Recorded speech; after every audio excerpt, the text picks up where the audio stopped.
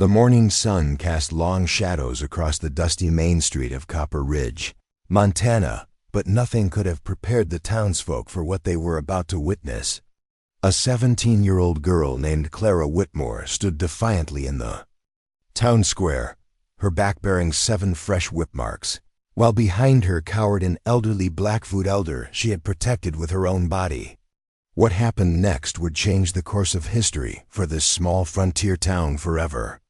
Before we jump back in, tell us where you're tuning in from. And if this story touches you, make sure you're subscribed because tomorrow I've saved something extra special for you. The year was 1887, and Copper Ridge existed in that precarious space between the old world and the new.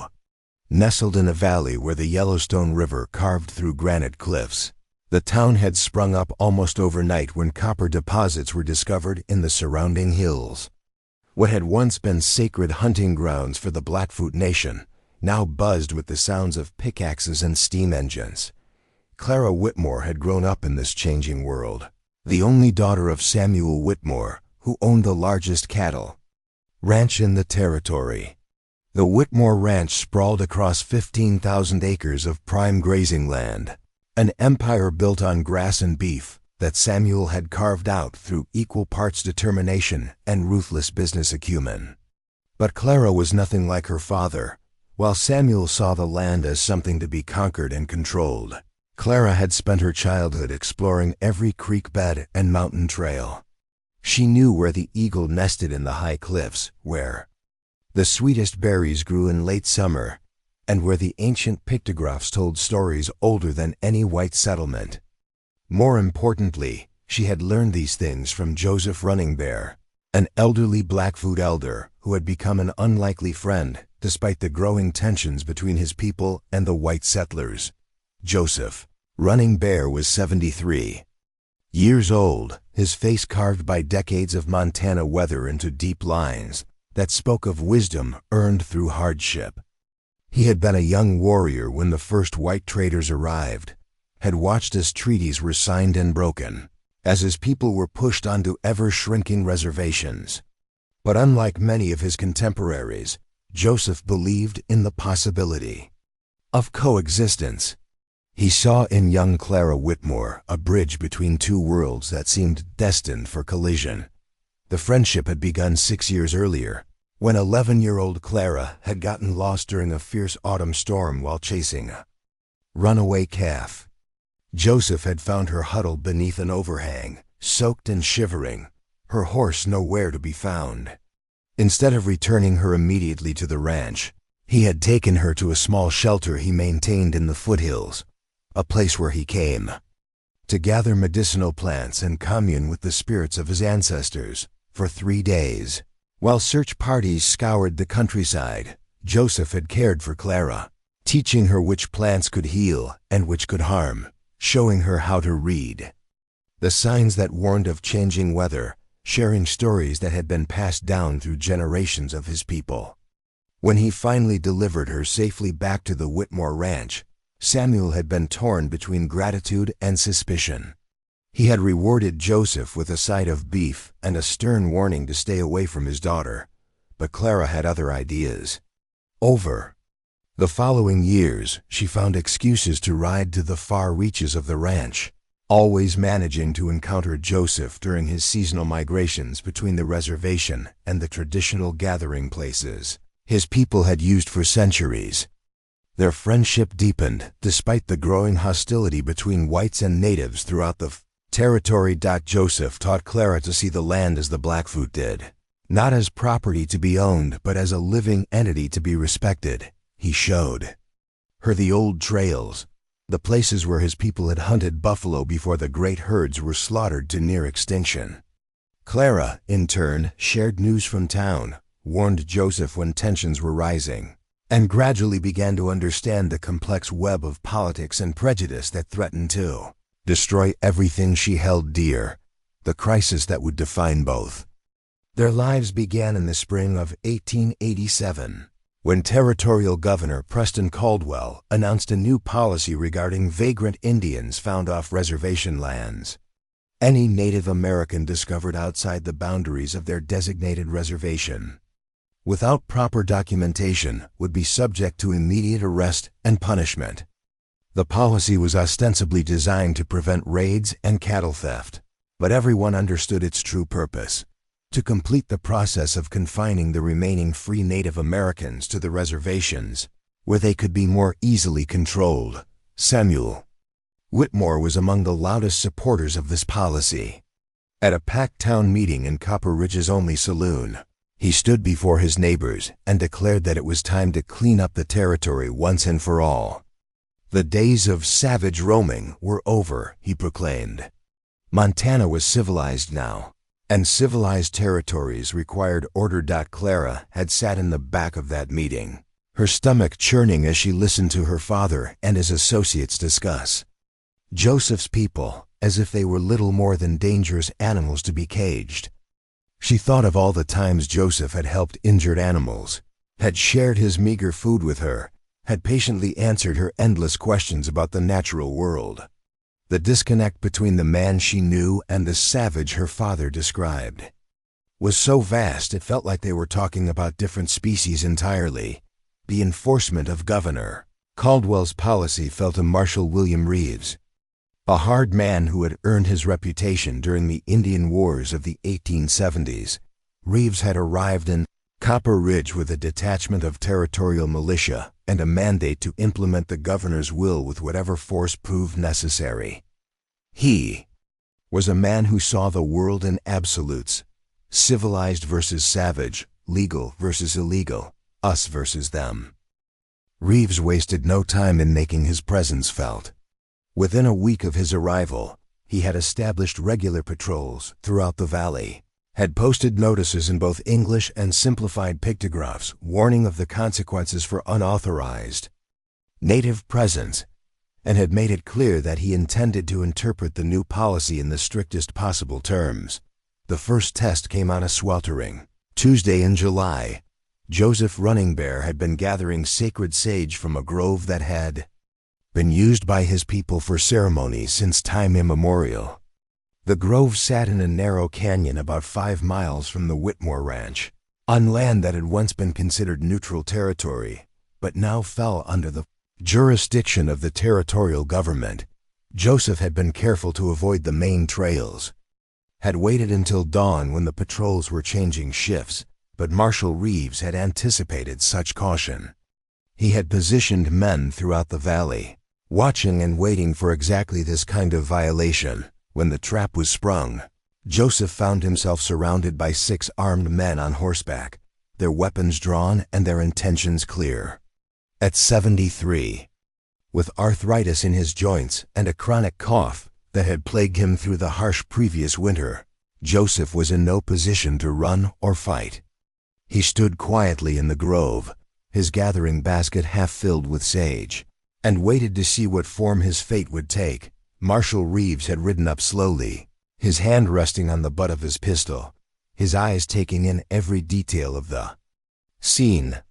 Joseph's presence so far from the reservation was a clear violation of the governor's policy, but Reeves saw an opportunity for something more than a simple arrest. This old man could serve as an example, a demonstration of what happened to those who defied the new order. "Well, well," Reeves had said, his voice carrying easily in the still morning air. "What have we got here? Looks like we caught ourselves a treaty breaker." Joseph had remained silent, his weathered hands still clutching the basket of sage. He understood enough English to follow the conversation, but he also understood that nothing he said would change what was about to happen. These men had not come to listen or to understand. They had come to enforce their vision of justice. "You know you're not supposed to be here, old man," Reeves continued, dismounting from his horse with deliberate slowness. "The governor's been real clear about the rules. Reservation Indians stay on the reservation. Seems simple enough, even for someone like you." The other men had chuckled at this, their laughter sharp and ugly in the morning stillness. Joseph closed his eyes and began to pray silently, not for rescue but for the strength to face whatever came next with dignity. That was when Clara Whitmore had appeared at the mouth of the canyon, riding her favorite mare at a pace that sent dust billowing behind her. She had been on her way to check the water levels in the stock tanks along the eastern boundary, when she had seen the dust cloud and heard voices echoing off the canyon walls. Some instinct had told her that Joseph was in trouble. What Clara saw when she crested the ridge above the sage grove would be burned into her memory forever. Joseph, small and frail-looking among the circle of armed men, still holding his gathering basket like a shield. Marshal Reeves, coiling a leather whip in his hands while his men held their weapons ready. The whole scene frozen in a moment of terrible anticipation. Clara didn't hesitate. She spurred her horse down the rocky slope, calling out as she rode, "Stop! What's going on here?" The sound of her voice had broken the spell that held the scene. Reeves turned toward her, his expression shifting from predatory satisfaction to annoyance. "Miss Whitmore, isn't it? You need to turn around and ride home. This is official business." But Clara had already dismounted, had already positioned herself between Joseph and the men who threatened him. At 17, she was tall for her age, with the kind of lean strength that came from years of ranch work. Her auburn hair was braided back in a practical style, and her green eyes blazed with an anger that surprised even her. "Official business?" she had demanded. "What crime has this man committed? He's gathering plants, not scalping settlers." Reeves' jaw had tightened at her tone. "He's off the reservation without documentation, which makes him a vagrant under territorial law.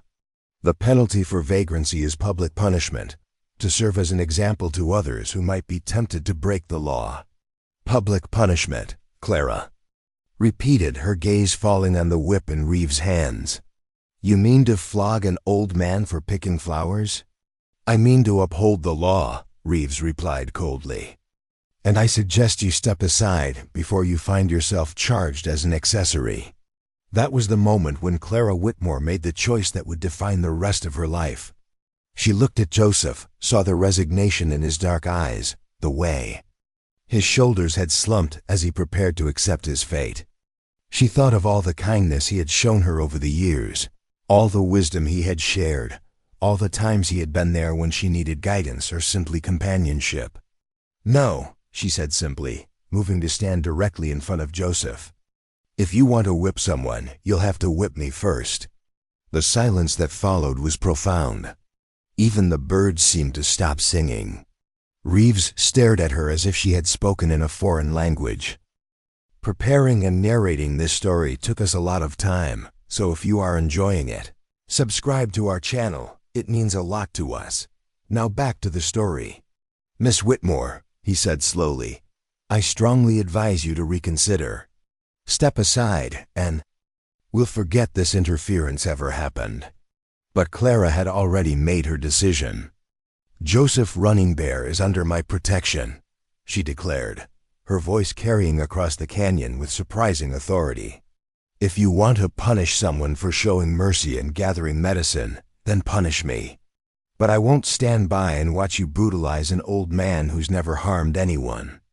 What happened next would echo through the territory for years to come, but in that moment, as Clara Whitmore faced down 6 armed men to protect an elderly Native American, the only thing that mattered was the choice between cruelty and compassion, between the old ways of violence and the possibility of something better. Marshal Reeves studied Clara's defiant stance, his fingers drumming against the handle of his whip. The other men shifted uncomfortably in their saddles, clearly unprepared for this turn of events.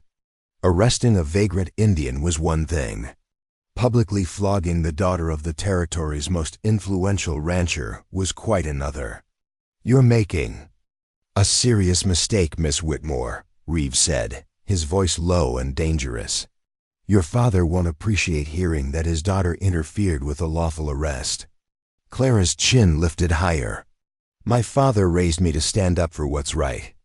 If he has a problem with that, he can take it up with me directly." Behind her, Joseph placed a gentle hand on her shoulder. "Clara," he whispered in heavily accented English, "You must not do this thing. These men, they will hurt you." She turned slightly, meeting his concerned gaze. "You've protected me more times than I can count, Joseph. Today, I protect you." Reeves made his decision with the calculated coldness of a man accustomed to violence. If word spread that he had backed down from a teenage girl, his authority would be worthless. The new territorial policies required enforcement, regardless of who stood in the way. "So be it," he said, uncoiling the whip with practiced efficiency. 7 lashes, as prescribed by territorial statute. Since you're so eager to take his place, you'll receive his punishment. The leather whip was 12 feet long, braided from cowhide and weighted with metal tips designed to maximize pain without causing permanent disfigurement. It was a tool of humiliation as much as punishment, meant to break spirits as thoroughly as it marked flesh. Clara had never been struck by anything worse than her father's open palm during childhood tantrums. The first lash caught her completely unprepared, a line of fire across her shoulders that drove her to her knees with a strangled cry. The sound echoed off the canyon walls like a gunshot. Joseph lunged forward, but 2 of Reeves' men were already moving, their rifle barrels pressed against his chest before he could reach Clara. "Stay put, old man," one growled. "Your turn's coming soon enough."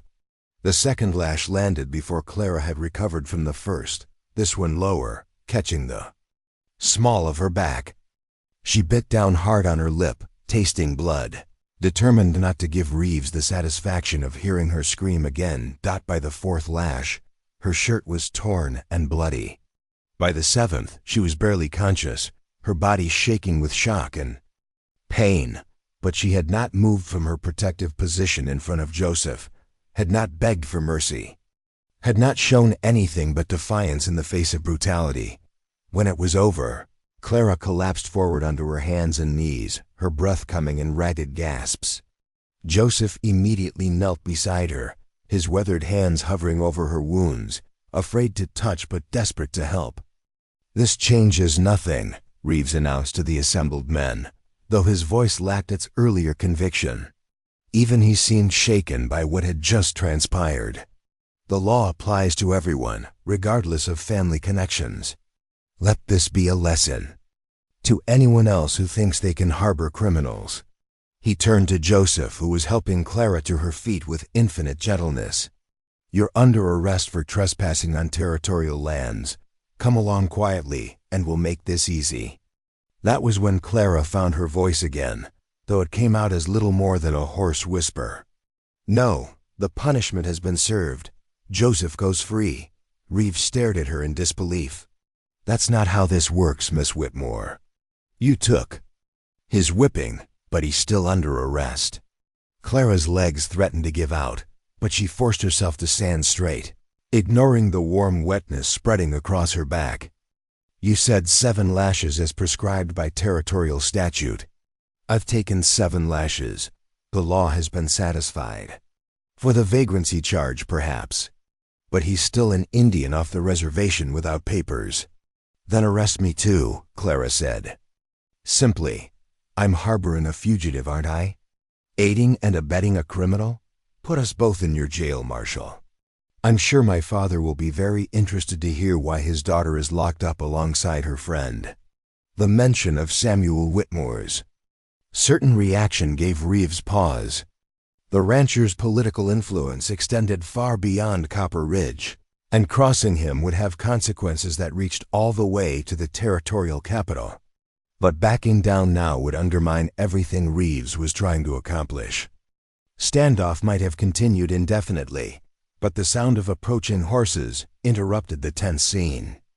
A cloud of dust was rising from the direction of town, and within minutes, Samuel Whitmore himself came thundering into the canyon at the head of a small group of riders. Clara's father was a big man, built like the cattle he raised, with iron-gray hair and eyes that could freeze summer rain. He took in the scene with a single sweeping glance, his daughter bloodied and barely standing, the elderly Indian beside her, Marshal Reeves with his whip still in hand, and the armed men watching nervously from their horses. "What the hell is going on here?" Samuel's voice boomed off the canyon walls like thunder. Reeves straightened, suddenly aware that his carefully planned demonstration of authority had spun far out of his control. "Mr. Whitmore, your daughter interfered with a lawful arrest. She insisted on taking the punishment meant for this vagrant Indian." Samuel's gaze moved to Clara, taking in her torn and bloody shirt, the way she swayed on her feet but still stood protectively in front of Joseph. For a moment, something unreadable flickered across his weathered features.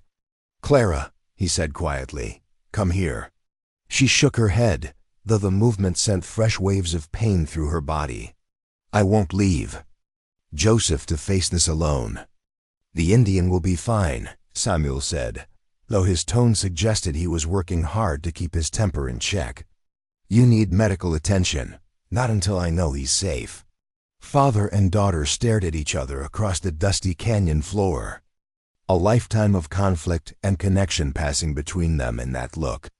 Samuel had always known his daughter was different, had watched her grow into someone who saw the world through eyes unclouded by the prejudices that shaped most frontier thinking. He had told himself it was a phase she would outgrow, a romantic notion that would give way to practical reality. But seeing her now, bloodied but unbowed, standing between an old Indian and 6 armed men, Samuel Whitmore realized that his daughter had grown into exactly the person she was meant to be. The question was whether he had the courage to support her, even when it went against everything he had built his life around. "Marshal Reeves," Samuel said finally, his voice carrying the weight of a man accustomed to being obeyed. "I think there's been enough law enforcement for one day." Reeves bristled. "With respect, Mr. Whitmore, this is a territorial matter. Your daughter has already interfered once." "My daughter," Samuel interrupted, "has shown more backbone than any of us, and this old man has never caused a day's trouble for anyone in this valley. Maybe it's time we started asking ourselves what kind of people we're becoming." The words hung in the canyon air like smoke from a gunshot. Samuel Whitmore, the same man who had advocated for the harshest possible enforcement of the governor's policies, was publicly questioning those very policies. Reeves realized his position was becoming untenable. Without Samuel Whitmore's support, his authority in Copper Ridge would be severely undermined. But retreat now would signal weakness that other vagrant Indians might exploit. "The law is the law, Mr. Whitmore," he said, though his conviction was clearly wavering. "I can't just ignore violations because they're inconvenient." "Then don't," Samuel replied. "Joseph Running Bear is now employed by the Whitmore Ranch as a consultant on range management and traditional medicine. He has my written permission to be anywhere on this property, which includes this canyon. No law has been broken." It was a masterful stroke, simultaneously legal and defiant. Joseph would have official documentation to be on the land, while Samuel would gain the moral high ground without directly challenging territorial authority. Clara turned to look at her father with something approaching amazement. In all her 17 years, she had never seen him back down from a fight, but she had also never seen him extend protection to someone outside his immediate family and business interests. Joseph Running Bear said nothing, but the slight nod he gave Samuel Whitmore conveyed volumes. 2 men from different worlds, finding common ground in the courage of a young woman who had refused to let injustice pass unchallenged. Marshal Reeves knew when he was beaten, even if he couldn't bring himself to admit it openly. "Very well," he said stiffly. "But understand, Mr. Whitmore, that any future violations will be dealt with according to the full extent of territorial law." "Understood," Samuel replied. "Now, if you'll excuse us, my daughter needs attention for the wounds your justice has inflicted." As the marshal and his men rode away, their retreat raising dust clouds that obscured the morning sun, Clara finally allowed herself to collapse. Samuel caught her before she could fall, his strong arm suddenly gentle as he lifted his bloodied daughter. "You foolish, brave girl," he murmured, and Clara could hear tears in his voice that she had never heard before. "What am I going to do with you?" Joseph Running Bear gathered his scattered sage, his movements slow and deliberate. The morning had changed everything, not just for him and Clara, but for the entire balance of power in Copper Ridge. Word of what had happened would spread quickly, and with it would come consequences none of them could yet imagine. As Samuel carried Clara toward his horse, she managed to whisper, "Is Joseph really going to work for you?" Her father's jaw tightened. "Yes, he is. It's about time this ranch had someone who actually understands the land instead of just trying to conquer it." Clara smiled despite her pain. Sometimes, she reflected, the most important victories came at the highest cost. But as her father's arms tightened protectively around her, she knew that some prices were worth paying. News traveled fast across the Montana Territory, carried by riders who stopped at every ranch house and trading post between Copper Ridge and the Canadian border. By evening, half the territory knew that Samuel Whitmore's daughter had taken a public whipping to protect an old Indian, and that the most powerful rancher in the region had defied territorial law to shelter Joseph Running Bear in the modest cabin where Dr. Margaret Thornton treated Clara's wounds. The atmosphere was heavy with unspoken concerns.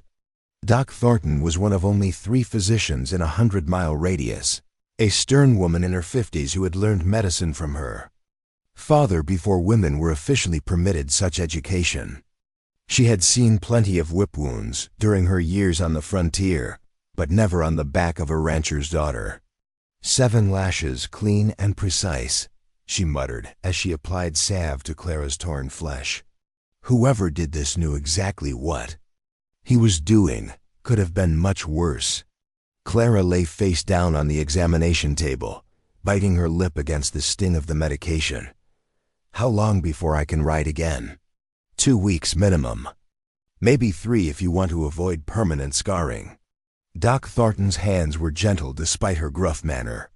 "Though I suspect vanity isn't your primary concern right now." Through the cabin's single window, Clara could see her father pacing in the yard, his boots wearing a path in the dusty ground. Every few minutes, another rider would arrive with news from somewhere in the territory, and Samuel would engage in hushed conversations that ended with grim nods and worried expressions. Joseph Running Bear sat quietly on the cabin's front porch, working with traditional medicines he had gathered before the morning's confrontation. His weathered fingers moved with practiced skill, crushing leaves and roots into powders that would help Clara heal faster than anything Doc Thornton's medical training could provide. "The old Indian knows his business," the doctor admitted, glancing toward the window. "Those herbs he's preparing will reduce inflammation and speed tissue repair. Might even prevent infection better than my carbolic acid." As night fell over Copper Ridge, the scope of what had been set in motion began to reveal itself. The first indication came from Tommy Rodriguez, a young cowhand who worked the northern sections of the Whitmore Ranch. He arrived at a full gallop just after sunset, his horse lathered with sweat and his face pale with excitement. "Mr. Whitmore," he called out as he slid from his saddle, "you need to see what's happening up on Eagle Ridge. There's smoke signals going up all along the northern peaks, more than I've ever seen. And there's riders moving in the darkness, lots of them." Samuel felt his stomach tighten. Smoke signals meant communication across vast distances, coordination between scattered groups that the territorial government had assumed were no longer capable of organized action. "How many riders?" "Hard to tell in the dark, sir, but I counted at least 30 moving along the river trail. And that was just one group."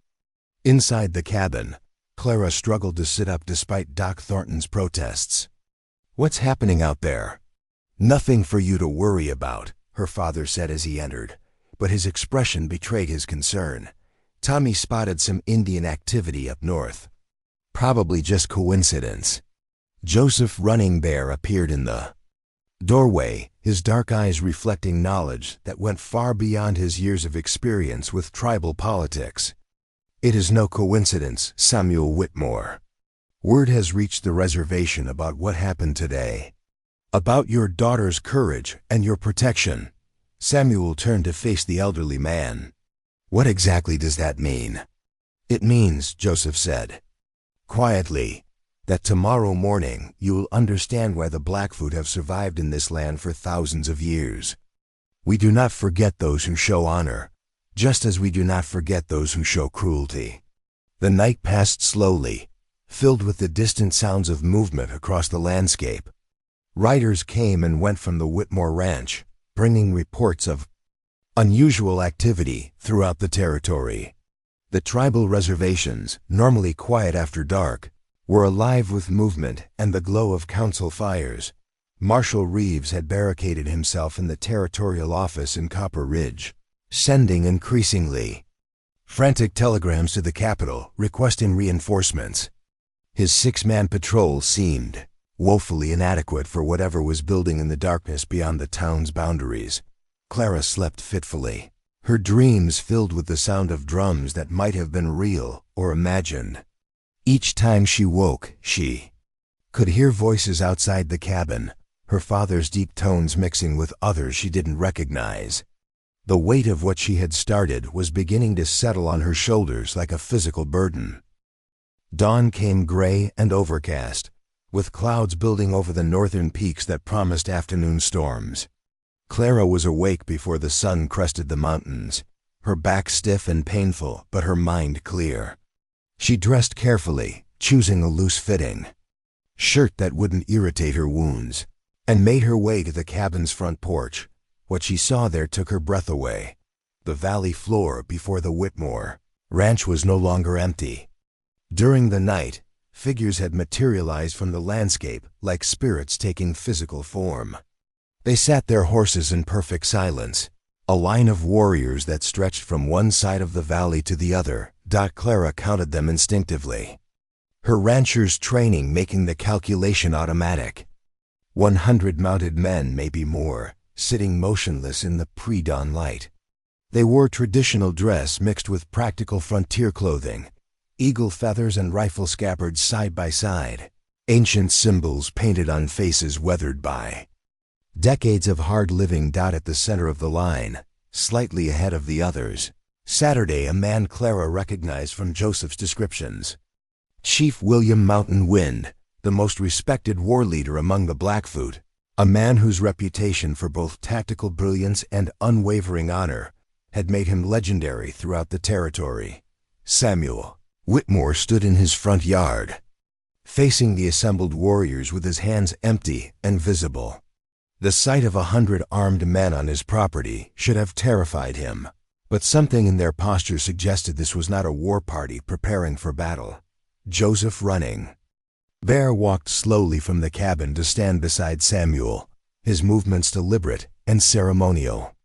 When he reached the rancher's side, he raised his right hand palm forward in the traditional gesture of peaceful greeting. Chief Mountain Wind responded with the same gesture, then dismounted from his horse. He was a tall man, probably in his 50s, with the kind of presence that commanded attention without effort. When he spoke, his voice carried clearly across the distance between them. "Samuel Whitmore," he said in accented but precise English, "your daughter has shown courage that honors both our peoples. She placed herself between harm and an elder of the Blackfoot Nation, accepting pain to prevent greater injustice." Samuel found his voice with difficulty. "My daughter did what she felt was right. Nothing more. Nothing more." Mountain Wind smiled, and Clara could see why this man had earned the respect of warriors and peace chiefs alike. To risk yourself for a stranger, to accept suffering for another's sake, this is the highest virtue our people recognize. Your daughter has demonstrated the kind of courage our warriors sing about around council fires. He gestured toward the line of mounted men behind him. These are not all Blackfoot. Among them are Crow, Cheyenne, and Lakota. Word of yesterday's events has traveled far in a single night. We have come to honor the young woman who proved that courage knows no boundaries of blood or tribe. Clara stepped forward onto the porch, ignoring the sharp pain in her back. The morning light revealed details she had missed from the cabin window. Many of the warriors were older men, veterans of the Indian Wars whose scars told stories of battles fought and survived. But there were younger men too, faces she might have seen at trading posts or during the rare, peaceful gatherings between white settlers and tribal representatives. "Why?" she asked, her voice carrying across the silent yard. "Why would you come here for a stranger?" Chief Mountain Wind's expression grew solemn. "Because, young woman, strangers become family when they prove their honor. Because courage that crosses the lines others draw in hatred deserves recognition. And because the future of this land depends on finding people like you, who see beyond the color of skin to the content of character." He reached into a leather pouch at his side and withdrew something that glinted in the morning light. As he walked forward, Clara could see it was a necklace made from silver and turquoise, worked in patterns that spoke of generations of craftsmanship. "This belonged to my grandmother," Mountain Wind said as he approached the porch.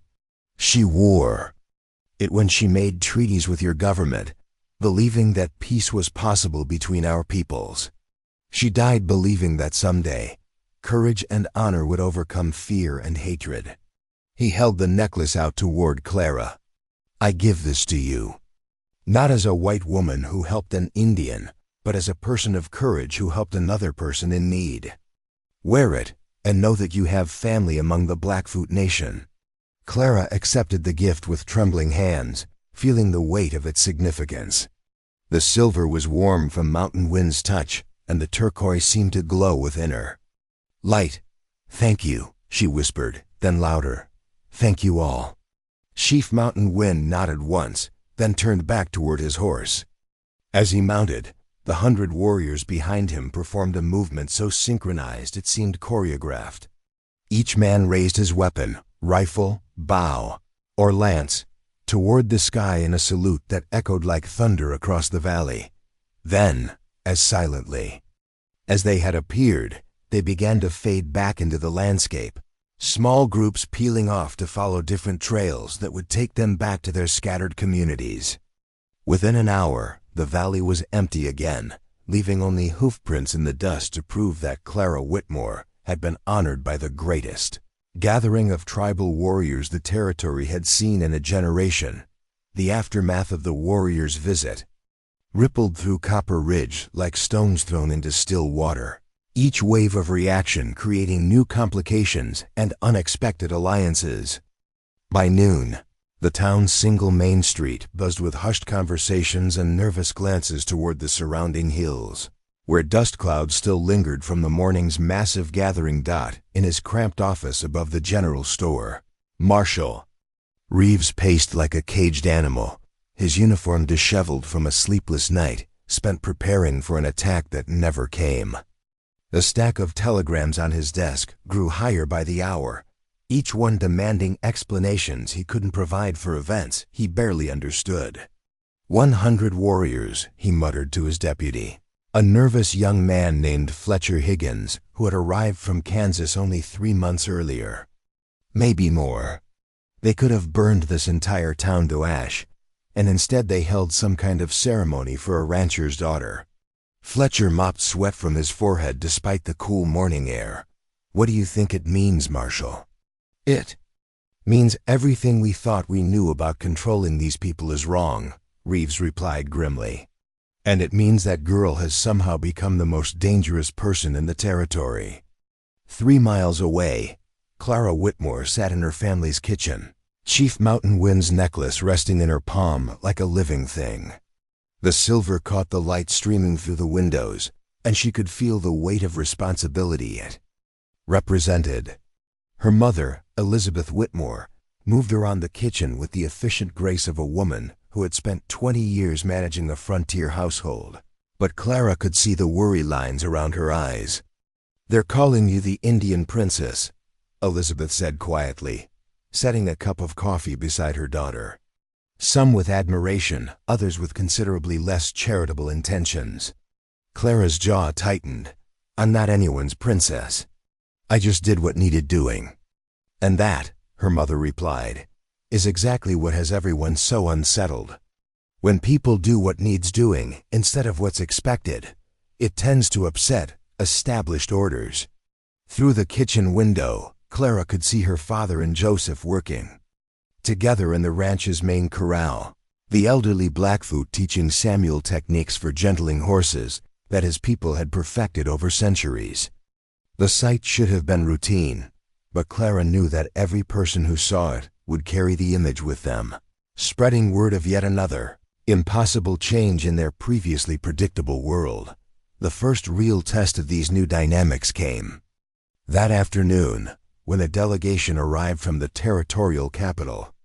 Governor Caldwell had sent his chief aide, a thin, sharp-featured man named Victor Harrington, along with a squad of territorial militia to investigate what official reports were already calling the Copper Ridge incident.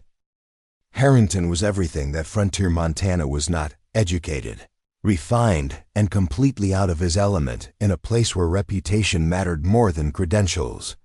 He had arrived expecting to find a situation that could be managed with the right combination of authority and intimidation.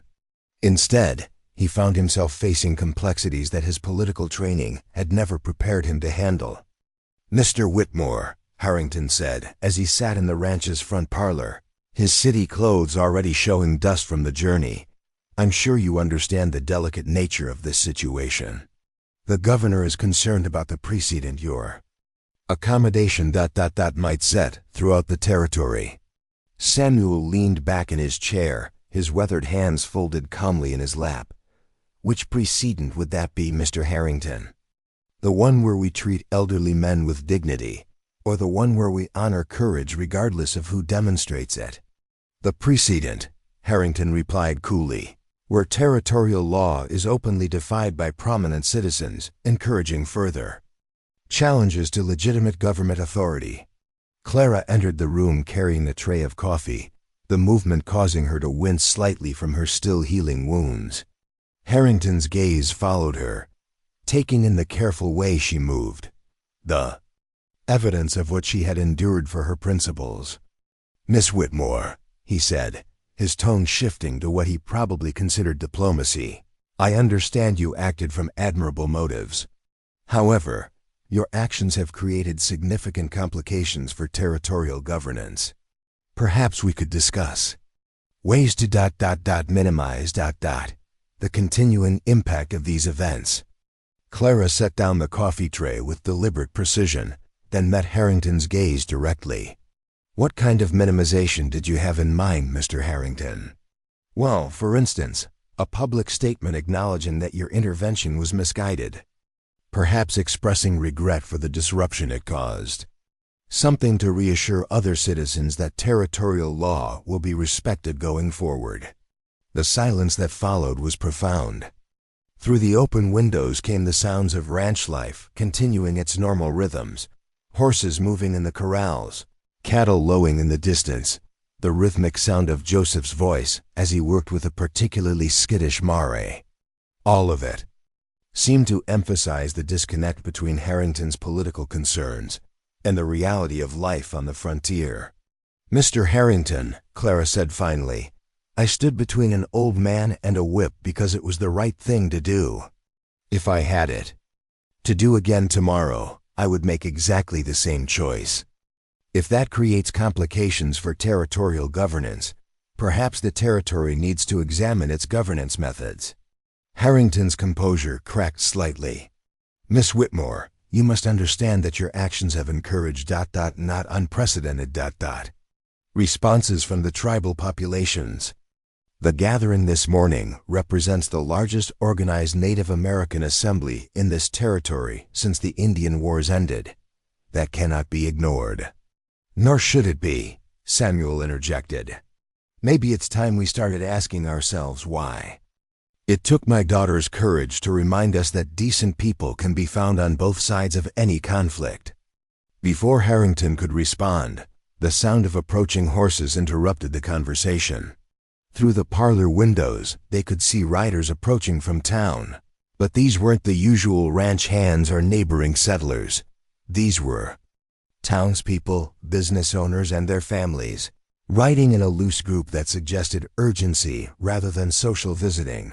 The delegation was led by Robert Carson, who owned Copper Ridge's largest mercantile establishment, and included Marcus Weber, the blacksmith, along with several other prominent citizens. But what surprised Clara most was seeing Mrs. Dorothy Hamilton, the school teacher, riding alongside men who had never shown particular interest in women's opinions on political matters. Samuel excused himself to meet the group outside, leaving Clara and Harrington in the parlor with the weight of unfinished conversation hanging between them. Through the windows they could see animated discussion in the ranch yard, with gestures toward the hills where the warriors had gathered and frequent glances back toward the house. After 20 minutes, Samuel returned with Robert Carson. Mrs. Hamilton, the merchant, was a stocky man in his 50s, prosperous enough to afford good clothes, but practical enough to choose durability over fashion. Mrs. Hamilton was a surprise addition to any political discussion. A widow in her 40s who had earned respect through her dedication to educating Copper Ridge's children despite limited resources and occasional hostility from parents who questioned the value of book learning. "Mr. Harrington," Carson began without preamble, "we've come to discuss the situation from the townspeople's perspective. What happened yesterday and this morning's single quotes gathering has folks thinking about things they've never had cause to consider." Before, Harrington straightened in his chair, clearly hoping for support from local citizens. "I'm pleased to hear that, Mr. Carson. The territorial government values input from established community leaders." "Well then," Mrs. Hamilton said crisply, "you should know that we've been talking to people throughout the valley, and the consensus is quite clear. Clara Whitmore did something remarkable yesterday, something that makes us proud to live in the Fondwa same community." Harrington's expression shifted. "Mrs. Hamilton, is it? I'm sure Miss Whitmore acted from good intentions, but surely you understand the broader implications." "The broader implications," Carson interrupted, "are that word is already spreading beyond Montana territory. Newspapers in Denver and San Francisco are picking up the story. Railroad investors are taking notice. The kind of publicity that comes from a young woman showing extraordinary courage, and from tribal leaders honoring that courage, is exactly what territorial development needs." Clara felt her cheeks flush. She had never considered that her actions might have implications beyond Copper Ridge, had never imagined that her moment of moral clarity might become a story that traveled beyond the boundaries of her familiar world. "What Mr. Carson is saying," Mrs. Hamilton continued, "is that Clara's actions represent the best of what this territory can become. A place where character matters more than background, where courage is recognized regardless of its source, where people of different cultures can find common ground and shared values." Harrington looked from one face to another, clearly realizing that his mission to contain and minimize the incident was failing spectacularly. Instead of finding local support for territorial authority, he had discovered a community that was beginning to see Clara's actions as a symbol of something larger than law enforcement. "Furthermore," Carson added, "Joseph Running Bear's knowledge of traditional land management and animal husbandry represents resources this territory can't afford to ignore. Samuel's decision to bring him onto the ranch as a consultant is already showing practical benefits that could revolutionize our approach to sustainable ranching." The conversation was interrupted by the arrival of another rider, this one a young Blackfoot man whom Clara recognized as one of Chief Mountain Wind's sons.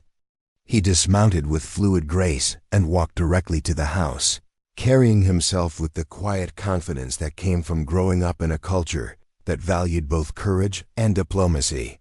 When Samuel answered the door, the young warrior spoke briefly in his own language, then switched to English. "My father sends word that the territorial governor wishes to meet with Chief Mountain Wind to discuss recent events. The chief will agree to this meeting, but only if Clara Whitmore is present as a witness to ensure that honor is maintained. On both sides, the request hung in the air like smoke from a distant fire, carrying implications that reached far beyond a simple political meeting. Clara Whitmore, who had started the day as a wounded girl recovering from a whipping, was being requested as a diplomatic intermediary between the territorial government and the most powerful tribal confederation in Montana. Harrington's face had gone pale. His simple mission to restore order was rapidly becoming something far more complex, something that might determine the future relationship between settlers and tribes throughout the entire region. The meeting was arranged for 3 days later at Blacktail Creek, a neutral location that held significance for both cultures. For the Blackfoot, it was a traditional gathering place where treaties had been negotiated with trading companies before the territorial government existed. For the white settlers, it represented the geographical center of the disputed lands, equally distant from the reservation boundaries and the territorial capital.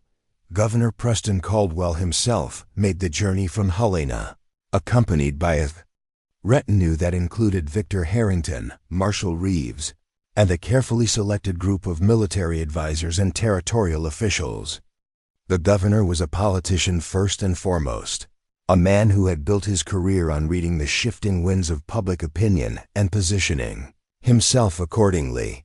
Clara rode to the meeting between her father and Joseph Running Bear, her back still tender but healing well under the combined care of Doc Thornton's medicine and Joseph's traditional remedies. The necklace Chief Mountain Wind had given her rested against her chest, its weight a constant reminder of the responsibility she had never sought but could not abandon. Chief Mountain Wind arrived with a delegation that demonstrated the unprecedented unity Clara's actions had inspired. Alongside Blackfoot leaders were representatives from the Crow, Cheyenne, and even 2 Lakota chiefs who had traveled from the Dakotas specifically for this meeting. The gathering represented the largest peaceful assembly of tribal leadership in the territory's recorded history. The meeting took place in a natural amphitheater formed by weathered sandstone cliffs, with Blacktail Creek providing a steady murmur that seemed to calm both sides as they arranged themselves in the traditional circle that native diplomacy required. Governor Caldwell had initially resisted this format, preferring the formal structure of government offices, but Chief Mountain Wind had been firm. Traditional problems required traditional solutions. Governor Caldwell, Chief Mountain Wind began, his voice carrying easily across the circle. "We meet because a young woman showed us that courage exists beyond the boundaries your people have drawn between us. Her actions reminded both our peoples that honor recognizes no skin color, no tribal affiliation, no political border." Caldwell shifted uncomfortably on the log that served as his seat. He was a man accustomed to podiums and formal ceremonies, not cross-legged circles on the ground. "Chief Mountain Wind, while I respect Miss Whitmore's intentions, we must address the practical consequences of recent events. The unauthorized gathering of armed warriors has created significant concern among territorial citizens." "Unauthorized?" The chief's tone remained calm, but Clara could see the subtle tension that rippled through the assembled tribal representatives. "We gathered to honor courage, Governor. Is courage something your government now requires authorization for?" Joseph Running Bear spoke for the first time, his weathered voice adding weight to words that might have sounded confrontational from a younger man. "Governor Caldwell, for 73 years I have watched the promises your people make and the promises they break. Yesterday, I watched a 17-year-old girl keep a promise she never spoke aloud. The promise that one human being will not stand idle while another suffers injustice." Clara felt all eyes turn toward her, the weight of expectation from both sides settling on her shoulders like a physical presence. She had not asked to be the center of this historic gathering, had never intended her moment of moral clarity to become a catalyst for territorial politics. "Clara Whitmore," Governor Caldwell said, his politician's instincts recognizing the need to address her directly. Your actions, while undoubtedly well-intentioned, have created a complex situation. The territorial government must maintain law and order, must demonstrate that official policies cannot be circumvented by individual conscience, however admirable. Clara rose slowly, ignoring the sharp twinge in her back, and walked to the center of the circle. For a moment, she stood in silence, looking from face to face around the gathered assembly. When she spoke, her voice carried across the natural amphitheater with surprising authority. "Governor Caldwell, Chief Mountain Wind, honored representatives," she began. "3 days ago, I faced a choice between obeying a law and following my conscience. I chose conscience, and I would make that choice again without hesitation. But I don't stand here today to defend my actions. I stand here to ask what we're going to do about the future." She gestured toward the assembled leaders. "You represent different peoples, different governments, different ways of seeing the world. But you're all here because you recognize that what happened in that canyon was about more than one old man gathering sage or one girl taking a whipping. It was about whether we choose to build a future based on fear and division or on courage and mutual respect." Governor Caldwell leaned forward. "Miss Whitmore, practical governance requires practical solutions. Good intentions don't resolve territorial security concerns or administrative challenges." "Then let's talk about practical solutions," Clara replied. "Joseph Running Bear has already proven his value to our ranch. His knowledge of sustainable land management, traditional medicine, and animal behavior represents resources this territory desperately needs. Instead of treating him as a threat to be controlled, why not recognize him as an asset to be consulted?" Chief Mountain Wind nodded approvingly. "The young woman speaks wisdom. For generations, her people have tried to solve problems by silencing the voices that might provide answers. Perhaps it is time to try listening instead." What followed was unlike any diplomatic meeting in territorial history. Instead of formal position statements and bureaucratic negotiations, the gathering became an extended conversation about practical cooperation. Joseph Running Bear described traditional methods of preventing soil erosion that could extend the productive life of cattle ranges. A Crow elder named Thomas Deertrack shared knowledge of seasonal weather patterns that could help settlers prepare for harsh winters. Even the Lakota representatives contributed insights about horse breeding that could improve the quality of territorial livestock. Governor Caldwell found himself in the unexpected position of taking notes rather than delivering ultimatums.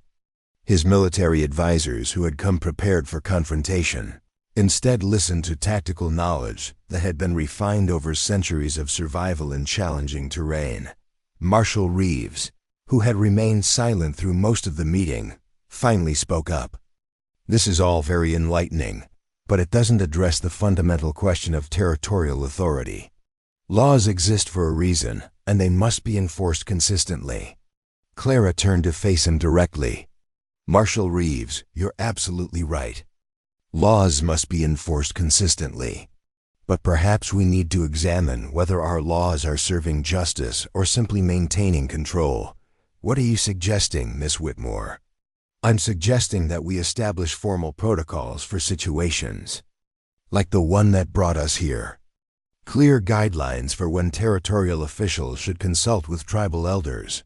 Established procedures for addressing cultural and traditional practices that might conflict with territorial statutes, and official recognition of the expertise that Native Americans can contribute to territorial development." The proposal hung in the air like morning mist, visible but fragile, requiring careful handling to avoid dissipation. Governor Caldwell exchanged glances with his advisors, clearly calculating the political implications of what Clara was suggesting.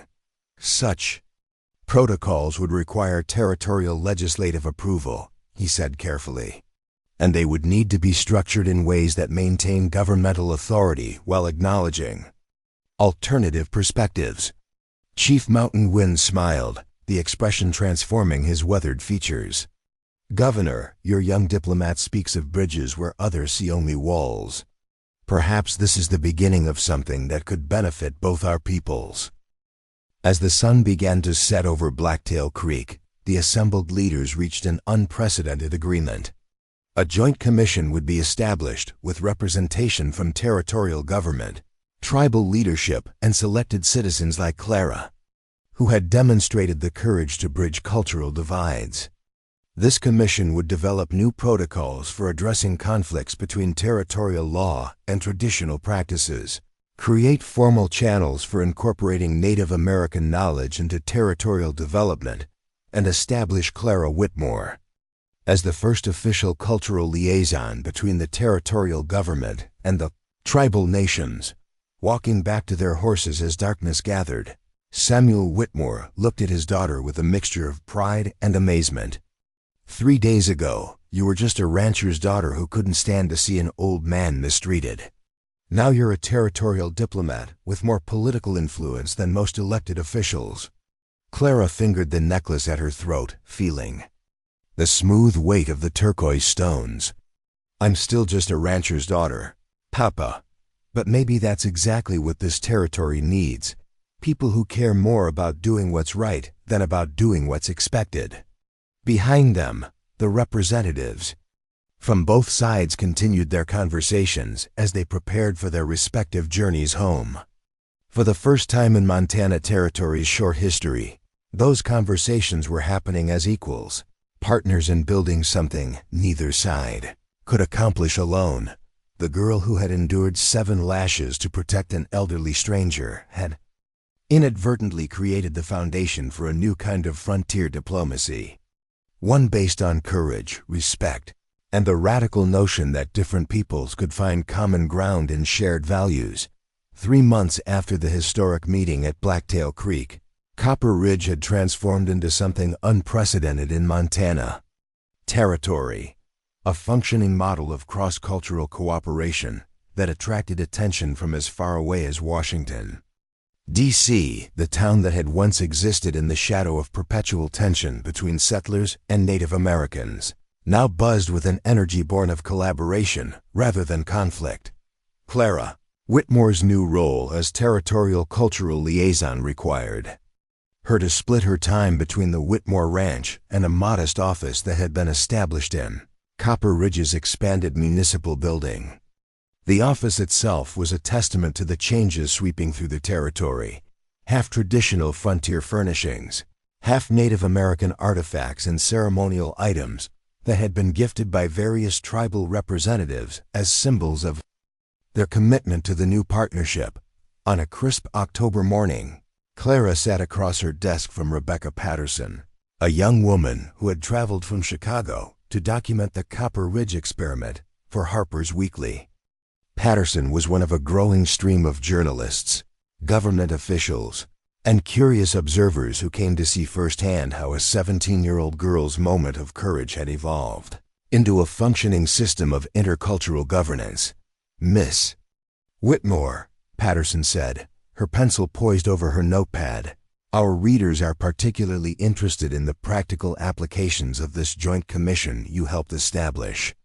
Can you provide specific examples of how traditional Native American knowledge has been integrated into territorial development? Clara gestured toward a detailed map that covered most of one wall, its surface marked with symbols and notations in multiple hands. Take water management, for instance. Last month, we faced a crisis when the main irrigation channel serving the southern ranches began experiencing severe erosion problems. Traditional engineering solutions would have required expensive concrete reinforcements that most ranchers couldn't afford. She stood and walked to the map, pointing to a series of red marks along a winding blue line. Joseph Running Bear and several Blackfoot elders suggested an alternative approach based on traditional methods their people had used to manage seasonal flooding. Instead of fighting the water's natural flow patterns, we worked with them, creating a series of controlled overflow channels that actually distribute irrigation water more efficiently while preventing erosion. Patterson scribbled notes rapidly. And the results? Noter usage in the southern district is down 15%, while crop yields have increased by nearly 20%. The cost was less than a tenth of what concrete reinforcement would have required. Clara returned to her desk, pulling out a leather folder filled with detailed reports. Similar successes have been achieved in livestock management, weather prediction, and even conflict resolution. The journalist looked up from her notes. Conflict resolution? Traditional Native American approaches to justice emphasize restoration rather than punishment, Clara explained. When disputes arise between settlers and tribal members, we now have established procedures that focus on making things right rather than simply determining who was wrong. It's proven remarkably effective for resolving issues that might have escalated into serious confrontations under the old system. Through the office window, they could see a perfect example of the changes Clara described. In the town square, a mixed group of white and Native American children played together, while their parents conducted business at the weekly market that had grown to include traditional crafts and foods alongside conventional frontier goods. The sight would have been unthinkable 6 months earlier. Patterson followed Clara's gaze. It's remarkable, really. From the outside, it looks almost natural, as if communities like this have always existed. That's because cooperation is natural, Clara replied. What required effort was maintaining the artificial barriers that kept people apart. Remove those barriers, and human beings naturally find ways to work together for mutual benefit. There. Conversation was interrupted by a commotion outside, not the sound of conflict, but rather the organized bustle that accompanied the arrival of important visitors. Through the window, Clara could see a familiar figure dismounting from a travel-worn horse, Chief Mountain Wind, accompanied by his son David and an elderly woman Clara hadn't met before. "If you'll excuse me, Miss Patterson," Clara said, rising from her desk. "It looks like I have visitors." She met the Blackfoot delegation on the office's front porch, greeting Chief Mountain Wind with the formal respect their growing friendship had taught her was appropriate in public settings. His presence in Copper Ridge no longer caused the alarm it once would have, but it still drew curious glances from townspeople who were still adjusting to the new realities. "Clara," the chief said, his weathered face showing the strain of a long journey, "I bring both good news and a request that may test everything we have built together." The elderly woman stepped forward, and Clara could see immediately that she was someone of significant importance within Blackfoot culture.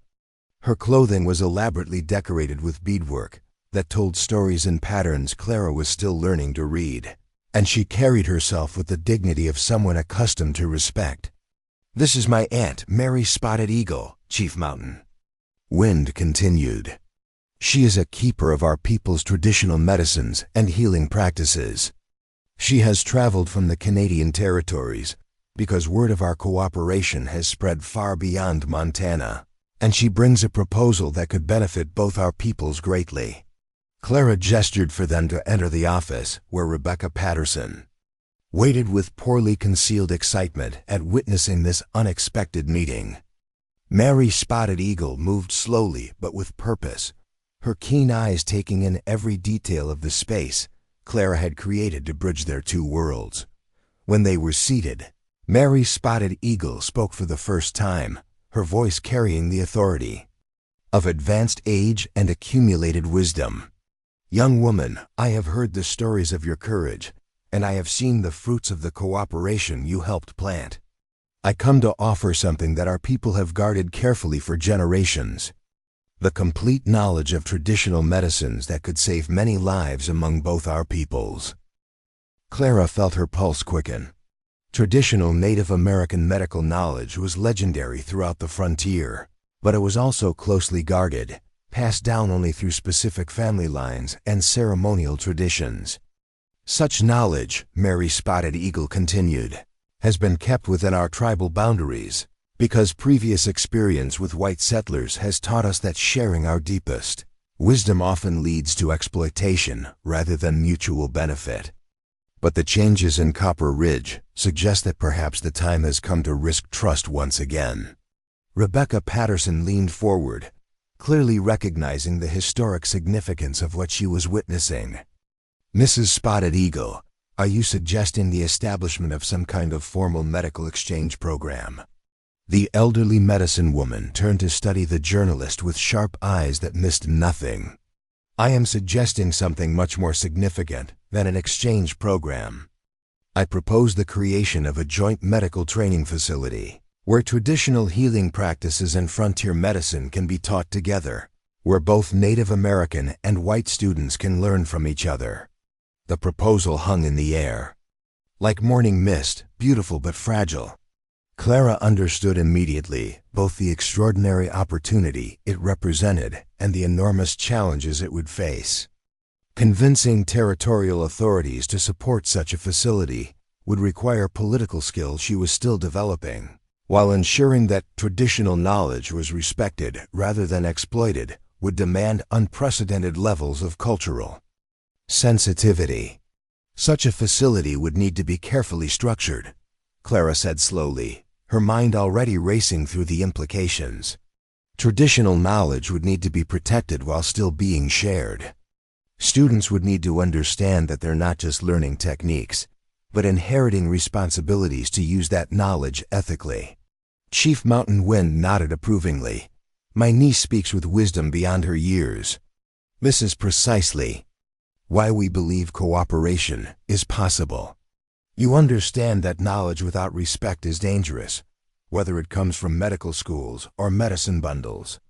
Over the following hour, the conversation expanded to encompass details that revealed the scope of what Mary Spotted Eagle was proposing. The facility would train both traditional healers and frontier physicians, creating a new generation of medical practitioners who understood multiple approaches to healing. Students would learn not just the practical applications of various treatments, but the cultural and spiritual contexts that gave those treatments their full effectiveness. The location would be crucial, Clara observed. It needs to be accessible to both communities while being neutral enough that neither side feels it's being forced to adopt the other's ways. "I have been considering that question," Mary Spotted Eagle replied. "There is a place along the Yellowstone River, about 20 miles north of here, where my people have traditionally gathered medicinal plants. It has natural hot springs that our healers have used for therapeutic baths, and the plant diversity is exceptional. If the territorial government would agree to designate it as neutral ground, it could serve perfectly." Rebecca Patterson had filled several pages with notes, her excitement barely contained. This would be the first institution of its kind anywhere in North America. The implications for medical advancement, for cultural understanding, for everything, really. The discussion was interrupted by the arrival of another visitor, Dr. Margaret Thornton, who entered the office with the brisk efficiency that characterized everything she did. The frontier physician stopped short when she saw the assembled group, her experienced eyes quickly assessing the significance of the gathering. "Clara," she said, "I hope I'm not interrupting something important." "Actually, Doc, your timing is perfect," Clara replied, rising to make introductions. "Mary Spotted Eagle has just proposed something that I think you'll find very interesting." Over the next 30 minutes, as Mary Spotted Eagle outlined her vision for the joint medical facility, Dr. Thornton's expression shifted from polite interest to genuine excitement. As one of the few formally trained physicians in the territory, she had often felt isolated in her practice, limited by both the constraints of frontier conditions and the gaps in her own medical education. "Mrs. Spotted Eagle," she said when the presentation was complete, "I've seen enough of traditional Native American healing to know that your people possess knowledge that could revolutionize frontier medicine. The idea of combining formal medical training with traditional healing practices could create practitioners far more effective than either tradition could produce alone. You would be willing to participate in such a program?" Mary Spotted Eagle asked. "I would be honored to participate," Dr. Thornton replied without hesitation. and I believe I could help convince other physicians throughout the territory to go. Support it. The medical challenges we face out here require every tool we can find." As the afternoon wore on, the conversation expanded to encompass practical details that would make the vision reality. Funding would need to be secured from territorial authorities, while tribal councils would need to approve the sharing of traditionally protected knowledge. Students would need to be carefully selected for their commitment to ethical practice, while instructors would need to be chosen for their ability to bridge cultural differences. The success of such an endeavor, Chief Mountain Wind observed, would depend heavily on having the right person to coordinate between all the different interests involved. Someone trusted by both communities, someone with demonstrated ability to navigate complex cultural and political challenges. All eyes turned to Clara, and she felt the familiar weight of responsibility settling on her shoulders. At 18, her birthday had passed quietly the previous month. She was already serving as territorial cultural liaison, managing the daily operations of the Joint Commission, and somehow finding time to help run the family ranch. Adding coordination of a groundbreaking medical training facility seemed overwhelming. "I'm honored by your confidence," she said carefully, "but I'm not sure I have the expertise to manage such a complex undertaking." "You have something more important than expertise," Mary Spotted Eagle replied. "You have the trust of both peoples, and you have demonstrated the wisdom to know when to lead and when to listen. Those qualities cannot be taught, they must be earned through actions like those you have already taken." Rebecca Patterson looked up from her notes. "Miss Whitmore, from a practical standpoint, this facility could become a model for similar institutions throughout the American frontier. If successful, it could fundamentally change how different cultures interact as the country continues to expand westward." The weight of that observation settled over the room like dust after a windstorm. Clara had begun this journey with a simple moral choice in a canyon 3 months earlier. Now she was being asked to help create institutions that could shape the future of an entire continent. As evening approached, and the various participants prepared to leave, Clara found herself alone with Chief Mountain Wind on the office porch, watching the sun set over the transformed town of Copper Ridge.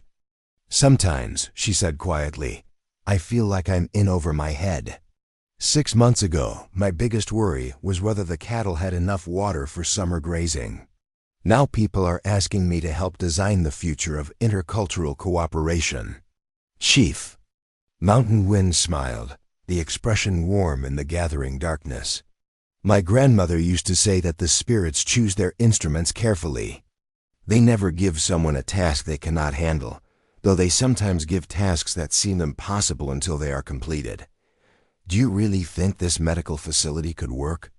"I think," the chief replied, "that if a 17-year-old girl could face down 6 armed men to protect an elderly stranger, then that same young woman can find a way to build bridges between healing traditions that have never spoken to each other before."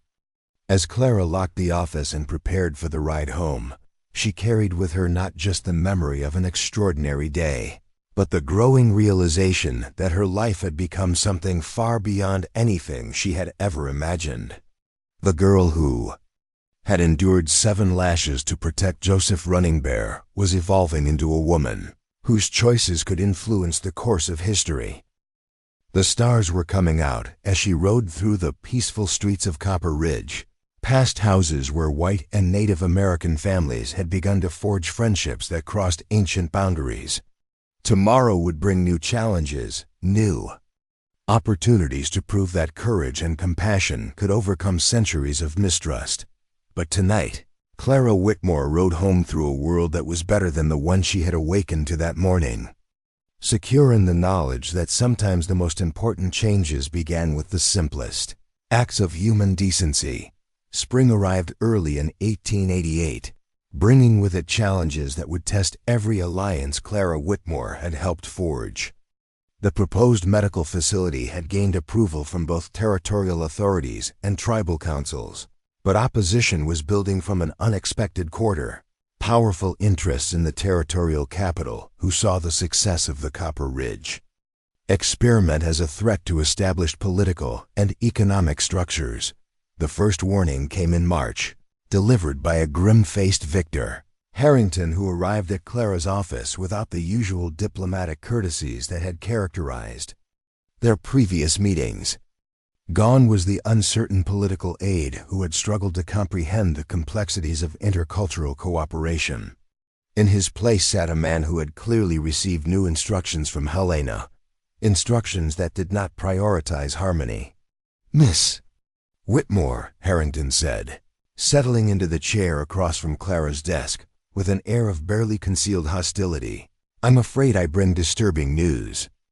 Governor Caldwell has received reports that your Joint Commission has exceeded its original mandate.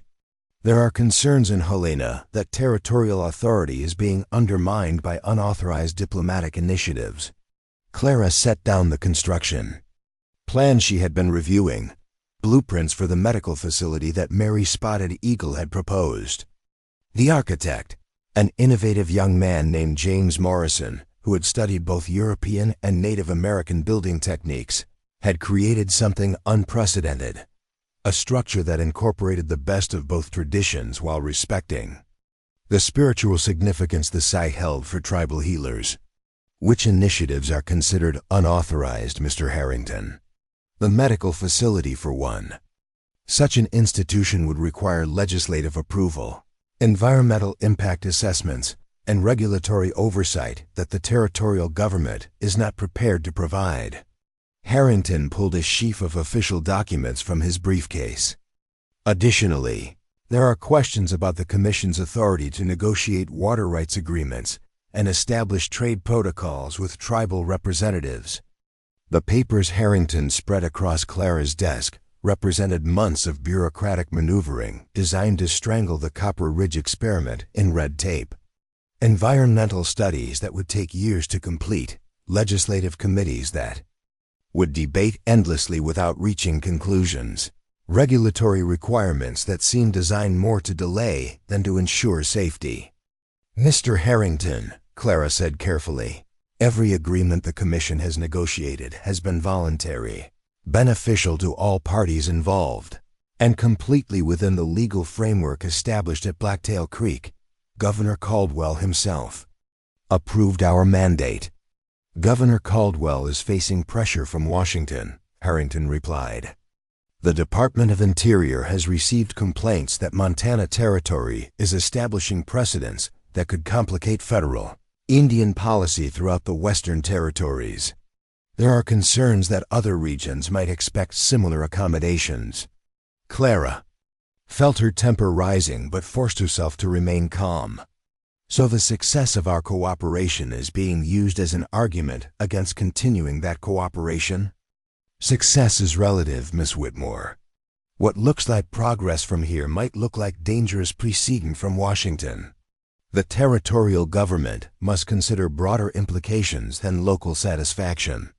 The conversation was interrupted by the arrival of Samuel Whitmore, who entered the office with the purposeful stride Clara recognized as a sign that her father had reached the limit of his patience with political interference.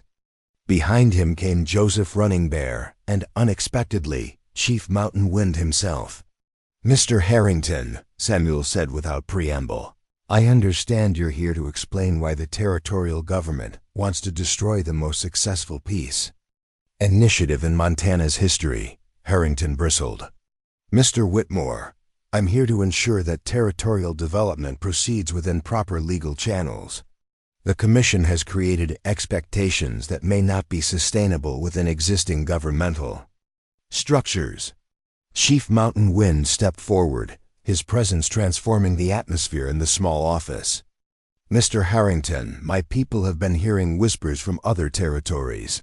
Stories that suggest your government's concerns have less to do with legal procedures and more to do with economic interests that profit from conflict. I'm not sure what you're implying, Chief Mountain Wind." "I am implying nothing. I am stating directly that the success of our cooperation threatens people who make money from selling weapons, Supplies and services to military units deployed to control Indian. Problems. Peace is bad for business, Mr. Harrington. The accusation hung in the air like gunsmoke, acrid and impossible to ignore. Clara had suspected that their success might threaten established interests, but she had underestimated how far those interests might go to protect their profits. Harrington's composure cracked slightly. Chief Mountain Wind, I assure you that territorial policy is based on legitimate governmental concerns, not on the business interests of private contractors. Then perhaps you can explain, Samuel interjected, why 3 of the legislators pushing hardest for increased military presence in Indian territories also happen to own shares in companies that supply those military units. The revelation hit Harrington like a physical blow. His carefully prepared talking points suddenly seemed inadequate in the face of direct accusations of corruption that he was clearly unprepared to address. Joseph Running Bear, who had remained silent throughout the confrontation, finally spoke. In my 74 years, I have watched many men discover that peace requires more courage than war. War is simple. You identify enemies and fight them. Peace requires you to see former enemies as potential friends, and that frightens people who profit from hatred. Clara stood and walked to the window, looking out at the town that had become a symbol of what was possible when people chose cooperation over conflict. The weekly market was in full swing, with white settlers and Native Americans conducting business side by side, their children playing together in the street while parents negotiated trades that benefited everyone involved. Mr. Harrington, she said without turning from the window, look outside. Tell me what you see. Harrington joined her at the window, his expression wary. I see a frontier town conducting business. Look closer. See the Blackfoot woman teaching Mrs. Henderson how to prepare traditional medicines for her son's respiratory problems. See the white carpenter working with 2 eagles to build a house that uses both log construction and traditional earth lodge techniques. See the children who don't know they're supposed to be afraid of each other because their parents have taught them cooperation instead of hatred. She turned to face him directly.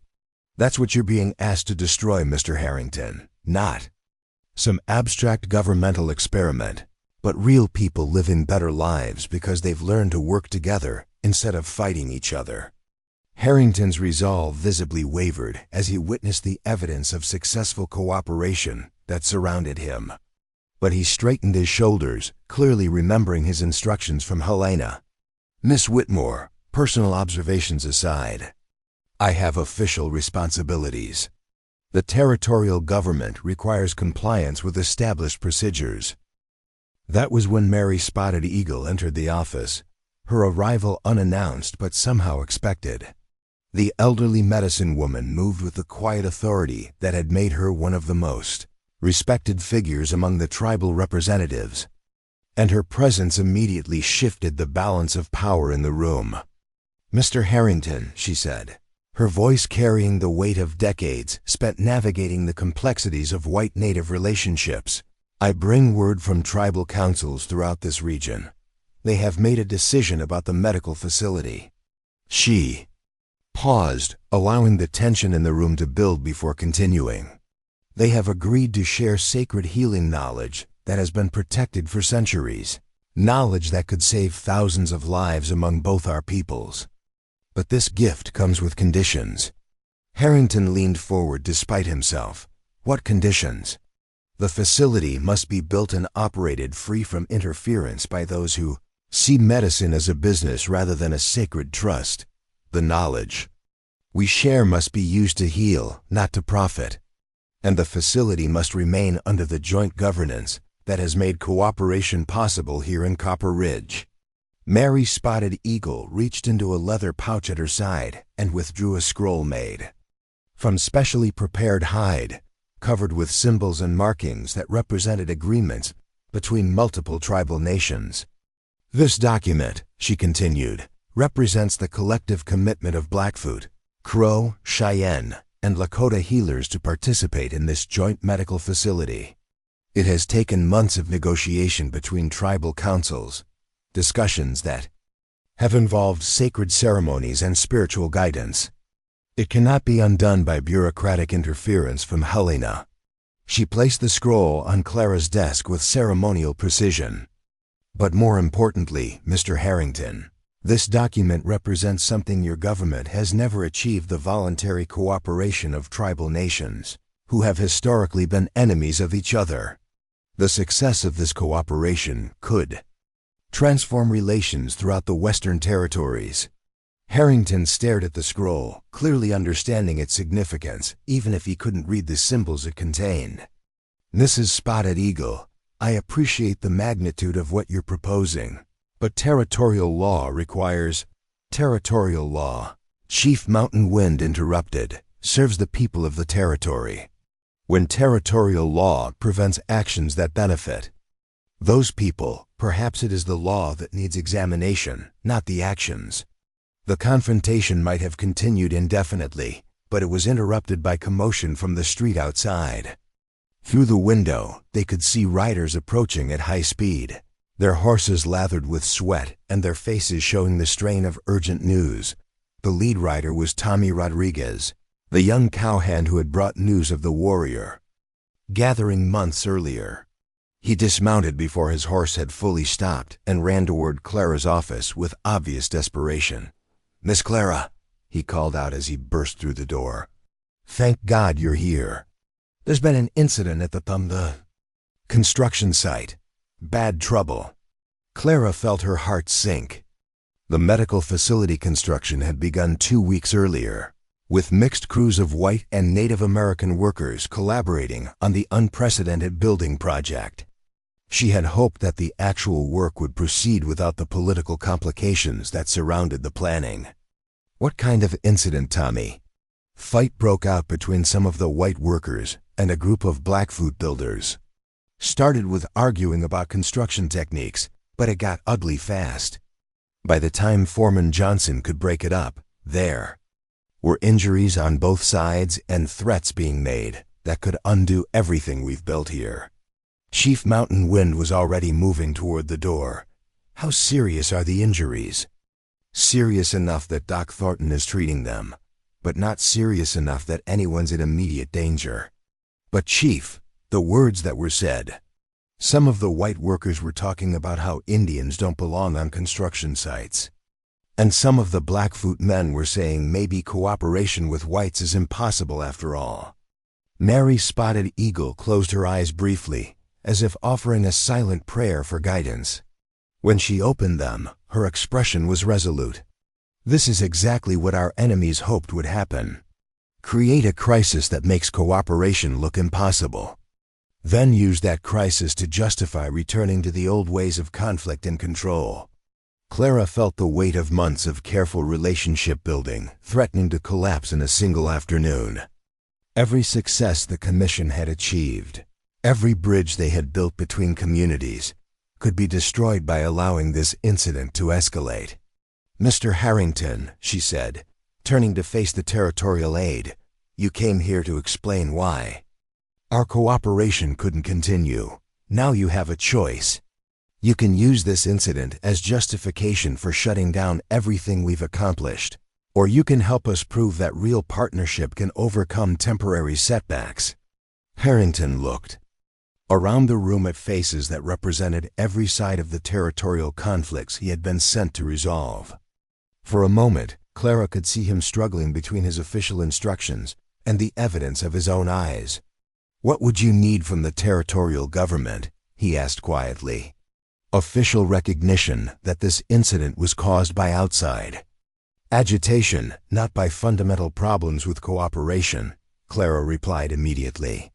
"Support for expanded mediation resources to prevent similar conflicts.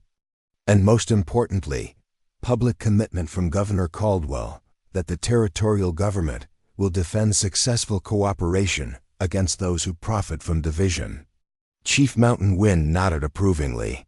"And from tribal leadership, commitment to continue working toward common goals, despite setbacks that will inevitably occur when different peoples learn to live together." Mary Spotted Eagle stepped forward, placing her weathered hand on the sacred scroll.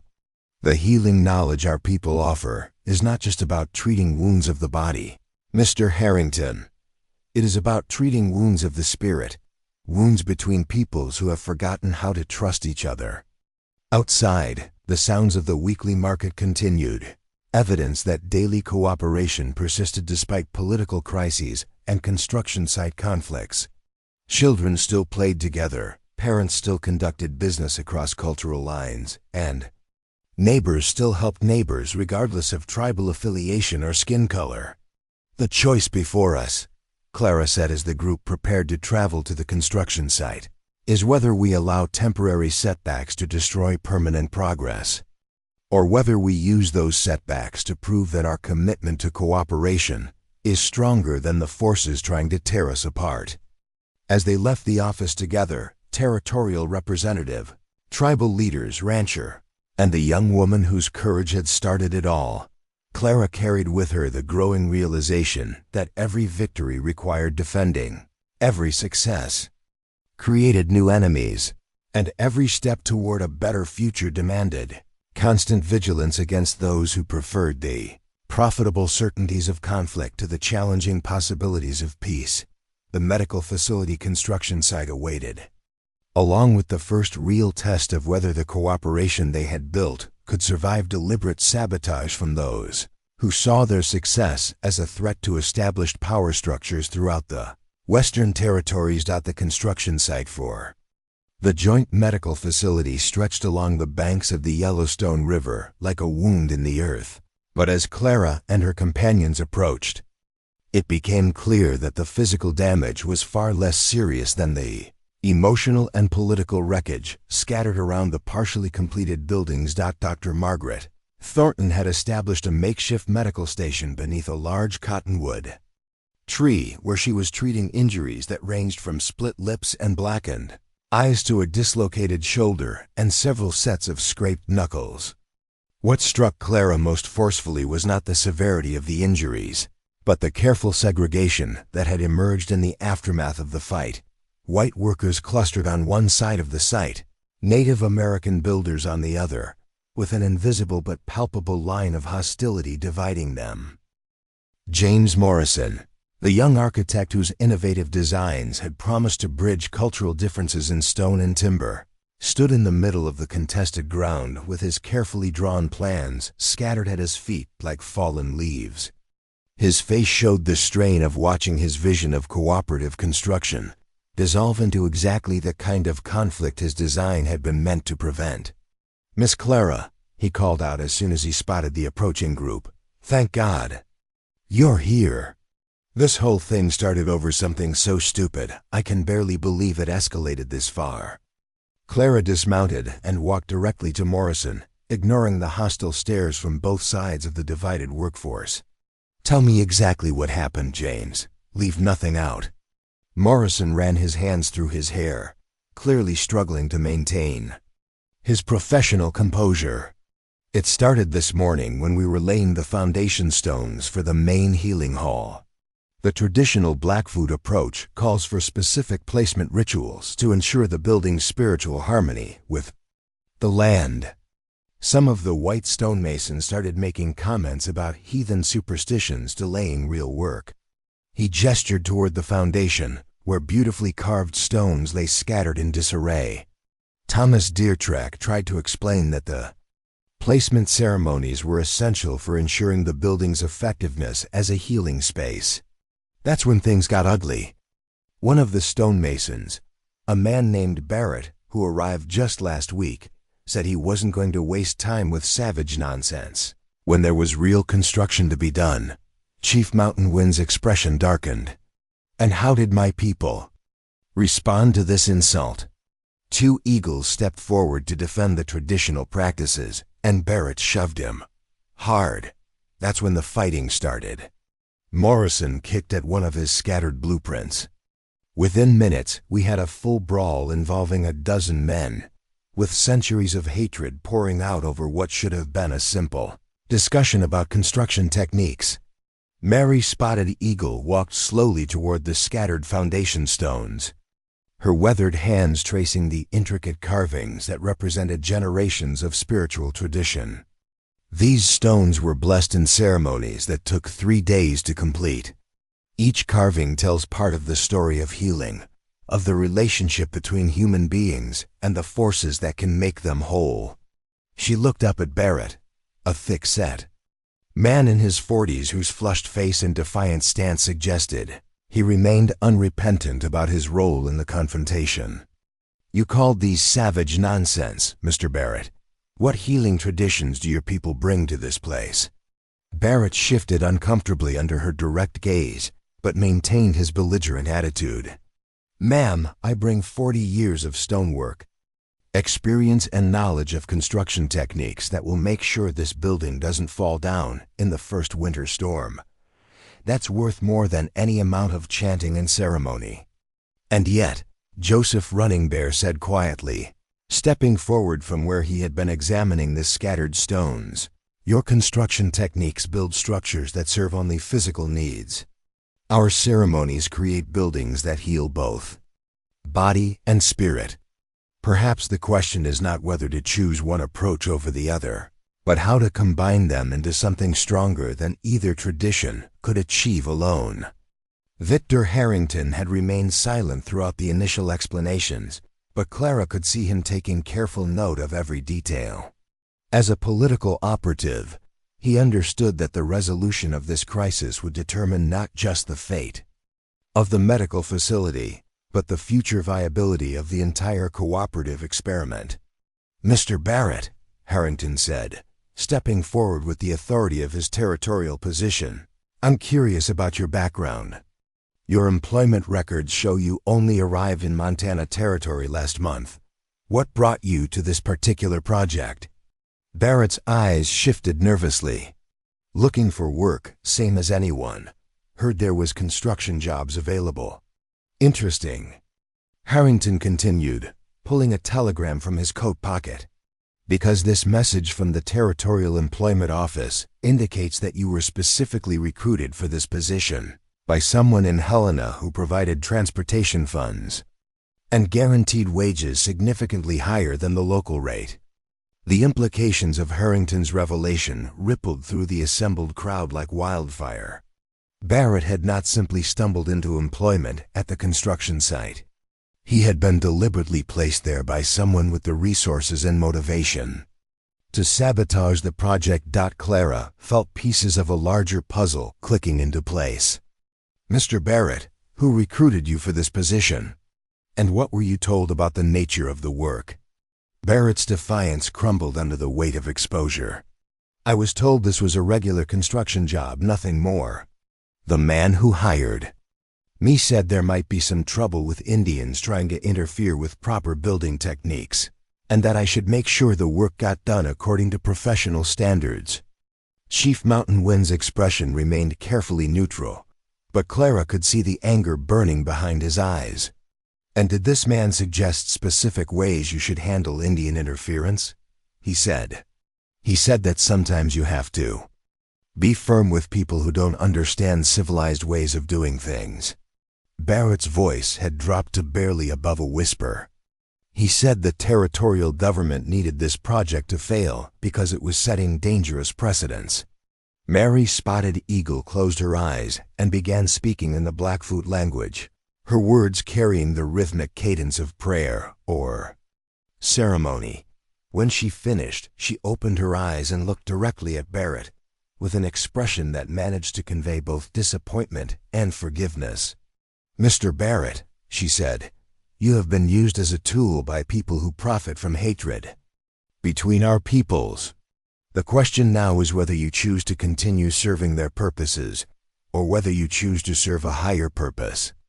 Dr. Thornton, who had finished treating the injured workers, approached the group with her medical bag in hand and her usual no-nonsense expression firmly in place. "I've been listening to this conversation while I worked, and I have something to add. Mr. Barrett, you expressed skepticism about the value of traditional healing ceremonies. Would you be interested to know that several of the treatments I just administered were based on native American medical knowledge that has proven more effective than anything I learned in medical school? She gestured toward two eagles whose dislocated shoulder had been the most serious injury from the fight. Traditional Blackfoot techniques for treating joint injuries incorporate both physical manipulation and spiritual healing, practices that address the psychological trauma that often accompanies physical injury. Two eagles will heal faster and more completely because both aspects of his injury were treated. Barrett stared at the man he had fought with, seeing him perhaps for the first time as an individual rather than a representative of everything he had been taught to fear. I didn't know that Indian medicine was real medicine. That, Clara said gently, is exactly the ignorance that people like your mysterious recruiter count on to maintain profitable divisions between our communities. Fear and hatred only work when people don't know each other well enough to recognize their common humanity.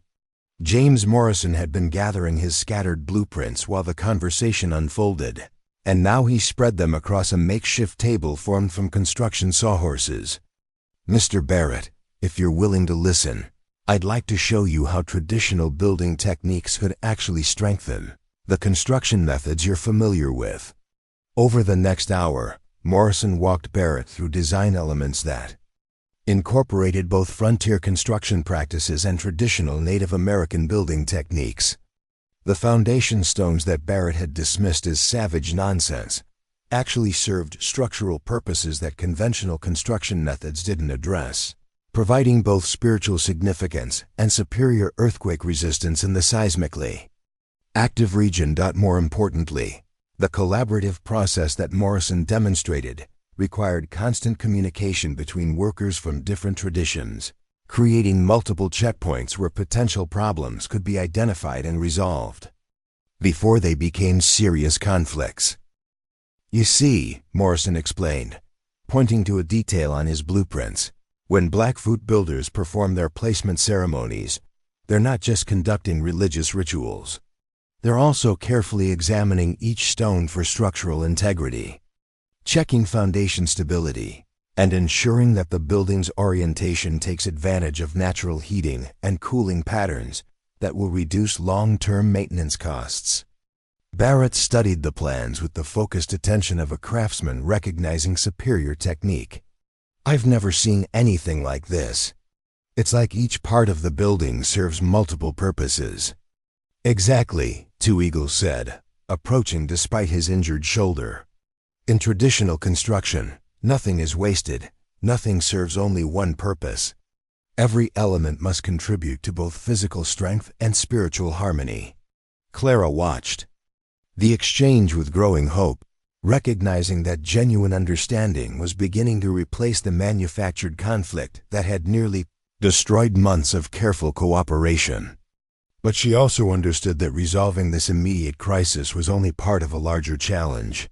Mr. Harrington, she said, this incident proves that our cooperation is being deliberately sabotaged by people who see our success as a threat to their interests.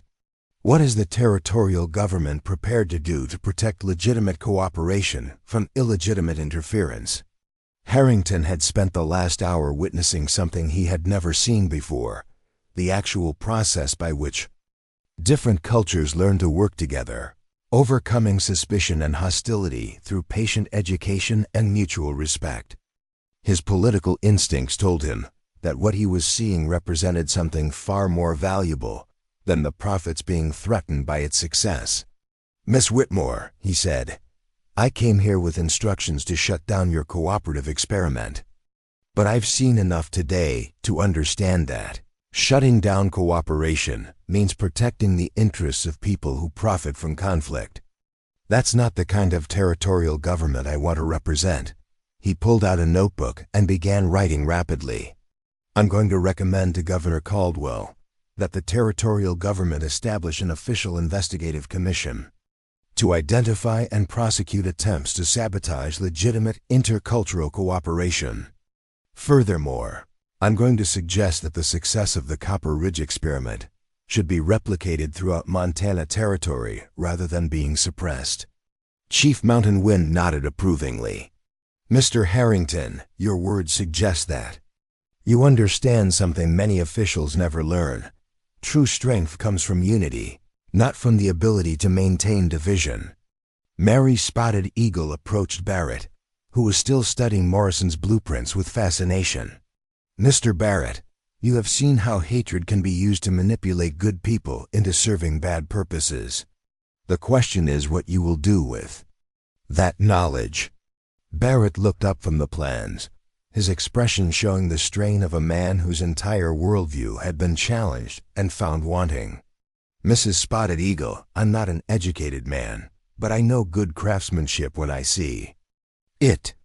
These traditional techniques, they're better than what I was taught. I'd be honored to learn from builders who understand things I never knew existed. The transformation was not complete.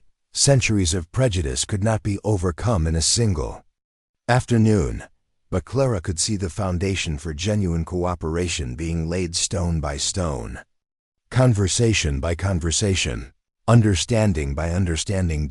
As the sun began to set over the construction site, the divided workforce had gradually come together around Morrison's blueprints, with white and Native American builders engaging in technical discussions about construction techniques that transcended cultural boundaries.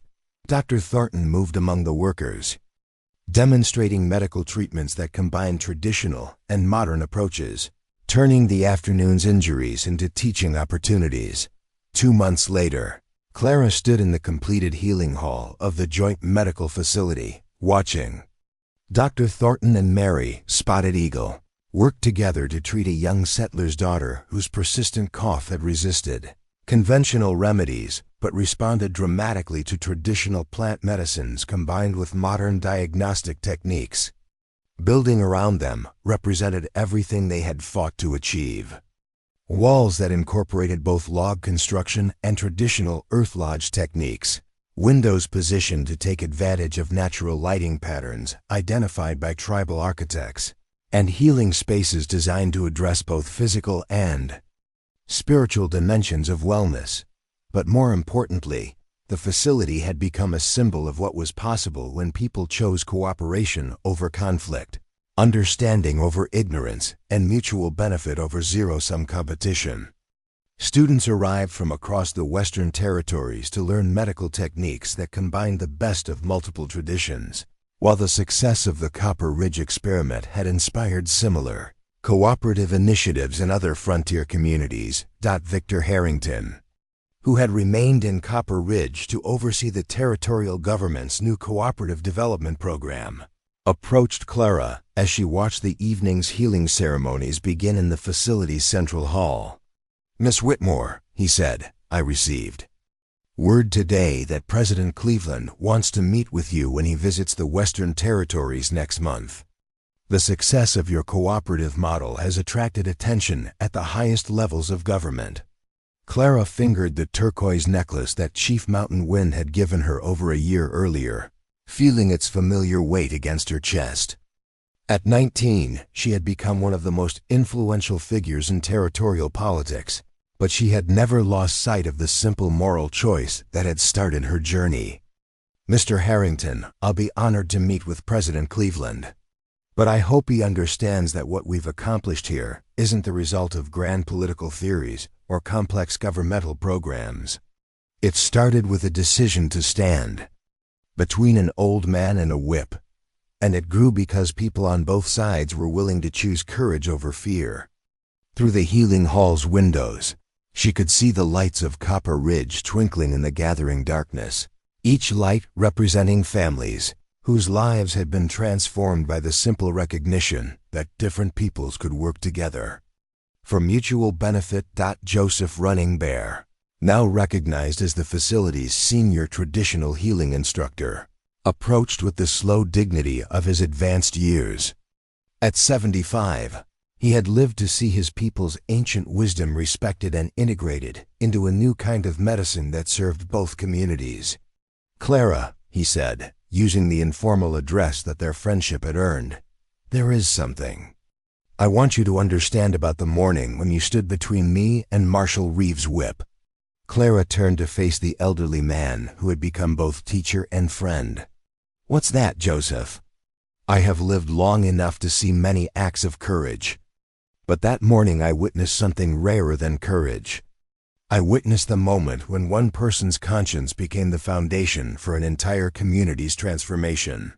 That is not something that happens by accident. It happens because the spirits choose their instruments carefully."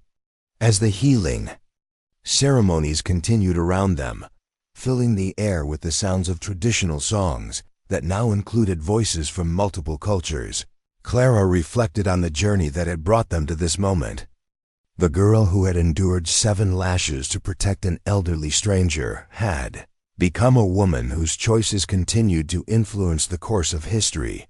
But more importantly, she had learned that the most significant changes began not with grand gestures or political declarations, but with simple acts of human decency, performed by ordinary people who chose to do what was right rather than what was easy.